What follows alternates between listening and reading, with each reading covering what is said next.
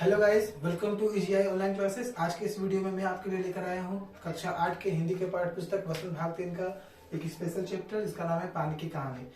यह वीडियो मैं किसी स्टूडेंट के डिमांड पे बना रहा हूँ। आप किसी भी हिंदी के पाठ का, चाहे कोई भी कक्षा का हो, अगर किसी पाठ का सारांश यानी समरी या फिर पूरी कहानी जानना चाहते हैं या प्रश्न उत्तर का अच्छा से व्याख्या चाहते हैं तो मुझे कमेंट करें। मैं इस वीडियो की तरह ही बाकी सब वीडियो भी आपको बना के देता रहूंगा। चलिए शुरू करते हैं। तो सबसे पहले पानी की कहानी के लेखक के बारे में जान लेते हैं। पानी की कहानी के लेखक हैं रामचंद्र तिवारी। उन्होंने इस कहानी में वर्णन किया है कि किस प्रकार से एक ओस की बूंद अपने जीवन की यात्रा को लोग सामने रखती है। कहानी शुरू होती है लेखक रामचंद्र तिवारी जी के सड़क पर चलने से।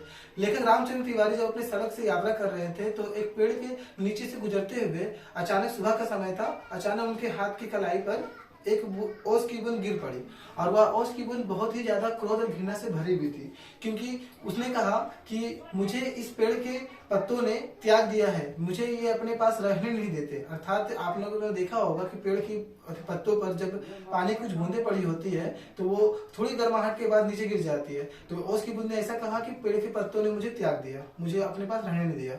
इससे आपका दो सवाल बन जाएगा कि पहली बात तो ओस की बूंद को लेखक से कब मुलाकात हुआ। तो जैसा बता रहे हैं आपको, ओस की बूंद जब लेखक सड़क पर यात्रा करते हुए जा रहे थे और उनकी कलाई पे अचानक सुबह के समय एक ओस की बूंद आ टपका। ठीक है, और इसके बाद आपसे सवाल बन सकता है कि ओस की बूंद क्यों घृणा कर रही थी या क्यों क्रोध कर रही थी। क्योंकि ओस की बूंद का कहना था कि पत्तों ने उसे त्याग दिया, अपने पास रहने नहीं दिया।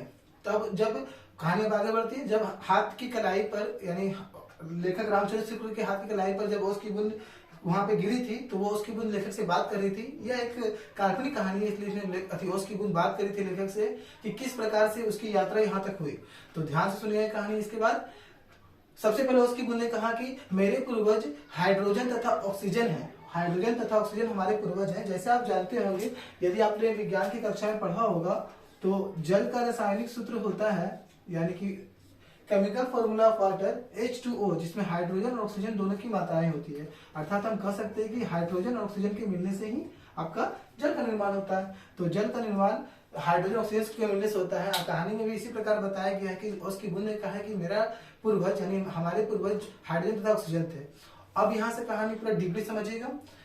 उसकी बूंद कहती है कि हमारा परिवार सौरमंडल में था। जब सौरमंडल में पृथ्वी जैसा कोई ग्रह नहीं था, पृथ्वी केवल एक आग का बड़ा सा गोला थी, तो अचानक पृथ्वी का तापमान धीरे धीरे कम होते गया और पृथ्वी का तापमान कम होने के बाद वो बर्फ बन गई। तापमान कम होने से बर्फ बन गई और बर्फ बनने के बाद वो जल समुद्र में फैल गया और उसकी बूंद समुद्र में ही सफर कर रही थी। उस समय उसने समुद्र के जीवन में बहुत सारे लोगों को देखा, यानी बहुत सारे जीवों को देखा, जैसे मछलियों को। फिर वहां से अचानक ज्वालामुखी का बड़ा विस्फोट हुआ और ज्वालामुखी के विस्फोट के कारण, गर्माहट के कारण उसकी बूंद भाप बनकर वर्षा के रूप में बादलों पे चली गई। बादलों पे जाने के बाद वो बारिश के पानी बनकर नदियों में गई। नदियों से वो पानी बहते बहते घर के नलों तक पहुंची और फिर वही पानी नालों द्वारा, बाकी सभी चीजों द्वारा रास्तों में पहुंच गई और उन्हीं पानी को पेड़ की जड़ों ने सोख लिया और पेड़ की जड़ों ने सोख कर उन्हें अपने पत्तों पर रख लिया। और जैसे ही थोड़ी सी गर्माहट हुई, सुबह का समय हुआ, पेड़ की पत्तों से वो बूंद आकर वापस उनके हाथों में गिर गई। जिस प्रकार से आपने देखा होगा कहानी में, शुरुआत भी हाथ की कलाई की बूंद से हुआ और अंत भी वहीं पे हुआ। यही ये पाठ का सारांश।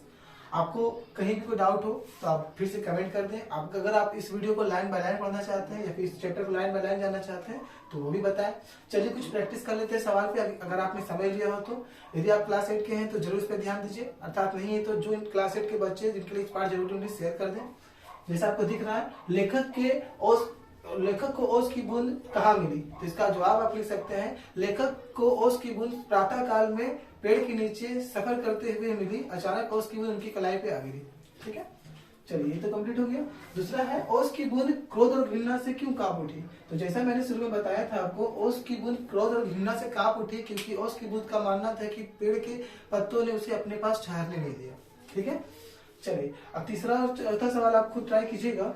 हम हिंट दे सकते हैं आपको, ओस की बूंद ने अपना पूर्वज किसे बताया है। तो जैसा आपने शुरू में सुना था, ओस की बूंद ने किन्हें बताया अपना पूर्वज। अगला सवाल है, ओस की बूंद की यात्रा का वर्णन करें। तो ये नोट से आप ओस की बूंद की यात्रा को शब्दों में लिख सकते हैं। यदि आप सही से उत्तर लिख पाते हैं तो उसे कमेंट में लिखें, नहीं तो मेरे व्हाट्सएप नंबर 7079377308 पर भी आप अपना आंसर बता सकते हैं। Thank you. चलो।